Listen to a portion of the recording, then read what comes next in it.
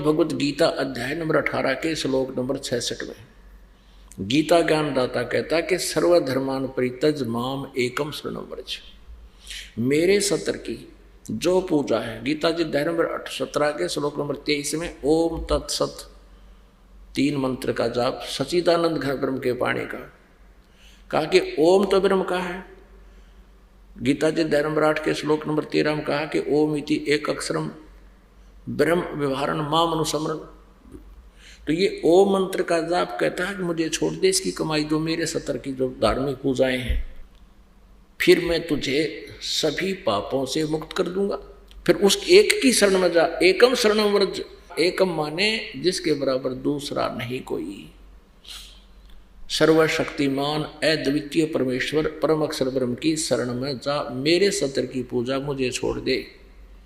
हम क्या करते रहे, पहले ऋषि में ऋषि बनकर ओम नाम का जाप करते, उसकी पुण्य कमाई को ब्रह्मलोक में उस बड़े रेस्टोरेंट में नाश कराते, होटल में पुण्य तो वहाँ समाप्त कर देते, पाप नरक में भोगने पड़ते, गधे कुत्ते बनते। तो अब ये कहता है कि मेरे सत्र की जो पूजा मुझे दे दे, ओम नाम का जाप मेरा छोड़ दे, और पाप परमात्मा के सतनाम से नाश हो जाते हैं। तो फिर कहता उसकी शरण में जा, एकम शरणम व्रज। इन अनाड़ियों ने उल्टा अनुवाद कर दिया कि मेरी शरण में आ जा। अर्जुन पहले ही कह रहा कि मैं आपकी शरण में हूँ, गीता जी अध्याय नंबर 2 के श्लोक नंबर 7 में, कि मैं आपका शिष्य हूँ, आपकी शरण में हूँ, और मेरी बुद्धि अब काम नहीं कर रही, मुझे ठीक शिक्षा दे दो, मैंने करना क्या चाहिए।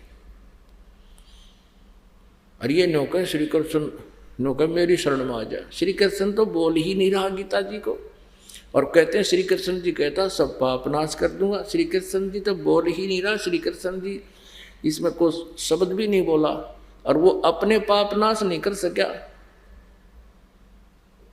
तो औरों का कैसे कर देगा। आपको थोड़ी सी झलक दिखाते हैं इन अज्ञानियों की, जिन्होंने इन गीता जी के अनुवादों में बट्ठा बैठा रखा है। अज्ञान के कारण, तत्व ज्ञान के अभाव से इन्होंने अर्थों के अनर्थ कर डाले। अनुत्तम को इन्होंने सर्वश्रेष्ठ लिख दिया, अति उत्तम कर दिया। एक तरह के चौथी कक्षा का बच्चे ने पूछ ले, 5वीं कक्षा का बता देगा। उत्तम माने गुड, अनुत्तम माने बैड। तो बैड का अर्थ और कोई गुड लिखे तो किसा विद्वान होगा, ये किसी भी शास्त्र में नहीं हो सकता। ये दूसरी बात है कि ये प्रसंग से अपरिचित होने से अनर्थ कर डालेगा। अगर ये कहें कि अनुत्तम का अर्थ यहाँ 7वें अध्याय के 18वें श्लोक में गीता ज्ञानदाता कहता है कि सभी ज्ञानी आत्मा हैं तो नेक उदार हैं, लेकिन ये मेरे वाली अनुत्तम साधना में ही लीन है। भाव तो ये है, इन्होंने कह दिया कि जिससे उत्तम कोई और ना हो वो मेरी गति में। इसकी गति कौन सी है? 8वें अध्याय के 13वें श्लोक में स्पष्ट कर दिया कि ओम नाम के जाप से मेरे वाली परम गति प्राप्त होगी। 8वें अध्याय के 16वें श्लोक में कह दिया कि ब्रह्मलोक में गए हुए प्राणी भी ओम की साधना करने वाले ब्रह्मलोक में जाते हैं, कि वो भी जन्म मृत्यु में आते हैं। ये स्वयं चौथे अध्याय के 5वें और 9वें में, दूसरे अध्याय के 12वें में, 10वें अध्याय के दूसरे श्लोक में स्पष्ट करता है कि मेरे और तेरे बहुत जन्म हो लिए, तू नहीं जानता हमारी जन्म मृत्यु होती है। तो यहाँ ये कैसे कह सकता है कि मेरे वाली गति से कोई उत्तम नहीं। फिर ये 18वें अध्याय के 62वें श्लोक में कहता है कि सर्वभाव से उस परमेश्वर की शरण में जा, जिसकी कृपा से तो परम शांति को और सनातन परम धाम को प्राप्त होगा। 15वें अध्याय के 1 से लेकर 4 में स्पष्ट कर दिया है कि उसके पश्चात तत्वदर्शी संत की प्राप्ति के पश्चात परमेश्वर के उस परम पद की खोज करनी चाहिए, जहाँ जाने के बाद साधक फिर लौट कर कभी संसार में नहीं आते, वो पूर्ण मोक्ष प्राप्त करते हैं। इसलिए यहाँ इन्होंने लिख दिया कि जिससे उत्तम कोई गति ना हो। बता, ये खुद कह रहा है कि मेरे से उत्तम तो कोई और है, तो वो भी अर्थ नहीं बन सकता यहाँ पर कि भगवान ने कहा मेरे बुढ़िया कोई और साधना नहीं किसी की। स्पष्ट कराया तो और परमात्मा उत्तम पुरुष है तो अन्य, 15वें अध्याय के 17वें श्लोक में। अब आपको दिखाते हैं इनकी कलाबाजी, नकली अनुवादकर्ताओं की। अब ये देखिएगा, सर्वप्रथम गीता प्रेस गोरखपुर से प्रकाशित दिखाते हैं आपको। पुण्यात्माओं, आप बालक नहीं हो, बहुत आसानी से समझ सकते हो। कंप्यूटर तक बना लिए, हवाई जहाज बना लिए, इंटरनेट बना लिए। अरे परमात्मा के ज्ञान को समझे बिना सारे व्यर्थ हैं। जब तक हम आध्यात्मिक ज्ञान से परिचित नहीं होंगे, हमें पता नहीं लगेगा कि उद्देश्य क्या है हमारा यह फंसे रहने का, जन्मने और मरने का। तो अब सुअवसर है, इस ज्ञान को समझकर सदा के लिए सुखी हो जाओगे। सतलोक में आपका जीवन होगा, ऐसे ही जन्म होगा, ऐसी सृष्टि है। काल ने या नकल बना रखी है उसकी, लेकिन वहाँ वृद्ध अवस्था और मृत्यु नहीं है, वहाँ किसी वस्तु का अभाव नहीं है, राग द्वेष नहीं है। ये ऐसा शरीर गंदा शरीर नहीं है, सुंदर शरीर, तेज पुंज का शरीर, बहुत ही 16 सूर्य जितना हमारा नूर है, सुंदरता है। तो मरना तो है ही, ये तो अंडरस्टूड है। तो मरते हैं तब तक तो परमात्मा को याद करते हुए हम जाएंगे, और यहाँ की क्रियाएं भी जो हम कर रहे हैं, परमात्मा के शरण में आने से ही हमें यहाँ सांसारिक भी लाभ होगा, हमारा परिवार भी ठीक रहेगा, हम भी ठीक रहेंगे, टेंशन फ्री रहेंगे, भगवान की भक्ति करके पार हो जाएंगे। तो मृत्यु तो होनी ही है, पुनर्जन्म की आशा मन में नहीं रहनी चाहिए। ये इस ज्ञान से वैसे भी हट जाएगी, और फिर भक्ति का इतना प्रभाव होगा, आपको एक न्यारा उमंग बनेगी उस स्थान को पाने की। कुछ दिनों में आपका पूरा विश्वास हो जाएगा कि सचमुच वहाँ स्थान कोई और है, क्योंकि सब ग्रंथ बतावें, सब संत बतावें जिन्होंने परमात्मा पार, परमात्मा खुद बताने आया। तो फिर हम निरसंशय होकर के वहाँ की धुन लगा लेंगे, कि वहाँ की एक लगन लगा लेंगे, वह लगन लेकर चलेगी, साथ में भक्ति हमारे साथ है। उसके लिए आपको एक निर्णायक मोड़ पर लाना चाहता है ये दास, कि आप जी ये समझ सकें कि ये क्या झंझट है, हमारे सदग्रंथ क्या बता रहे हैं, हमें क्या सुनने को मिला आज तक, वो गलत सुना रखा था।